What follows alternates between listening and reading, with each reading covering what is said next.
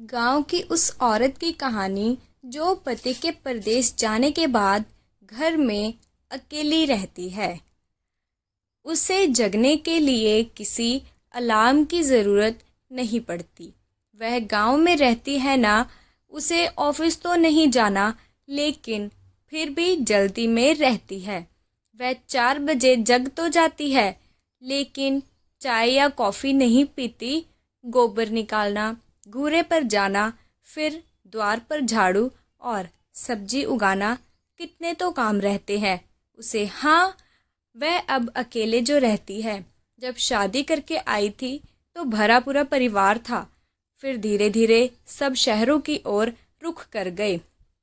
पति को पैसे कमाने थे तो वह मना भी कैसे करती। कुछ साल बाद सास और फिर ससुर जी भी गुजर गए। बच्चे पढ़ाई करने शहर चले गए।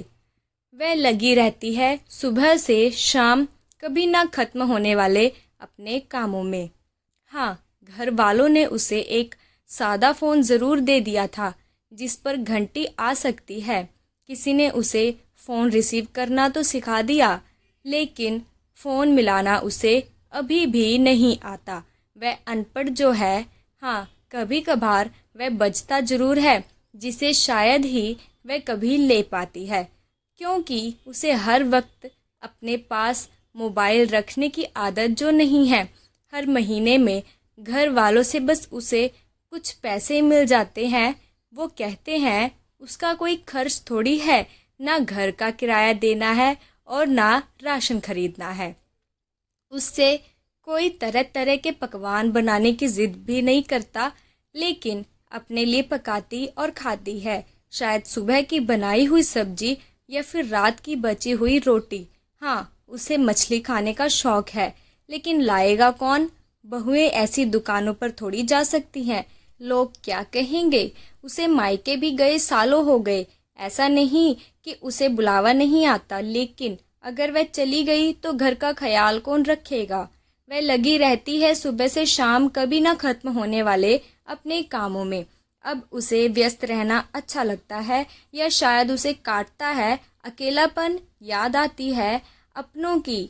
उसने नहीं मांगी ऐसी जिंदगी अपने लिए, लेकिन सब तो ज़रूरी था। फिर किसी मना करती या क्या छोड़ देती। 50 साल की उम्र में भी उसके सर से पल्लू नहीं हटा। आज भी वह घूंघट में रहती है। वह घर की छोटी बहू जो है। हाँ, इस बीच वह पड़ोसी महिलाओं से कुछ बोल बतिया ज़रूर लेती है। दबी हंसी हंस लेती है। पता नहीं वह क्या बात करती होगी।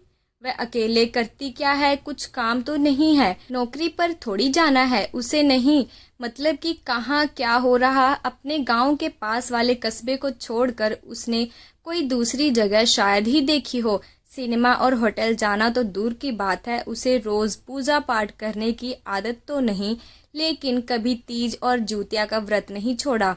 अगर शादी ब्याह पड़ जाए तो सबसे ज्यादा काम की आदत उससे ही है। सबके मुंह से अपने काम की तारीफ सुनकर अंदर ही अंदर खुश हो जाती है। जैसे खुलकर हंसना शायद उसने सीखा ही नहीं। हाँ, उसका पति साल में एक बार आ जाता है, 20-25 दिन के लिए, जिसके आने के बाद बदल जाता है उसका रूप। निकल जाती है बक्से से साड़ियाँ और आता है श्रृंगार का मौसम। लेकिन उसके जाने के बाद फिर उसकी दुनिया होती है पड़ोसी औरतों और कुछ बकरियां।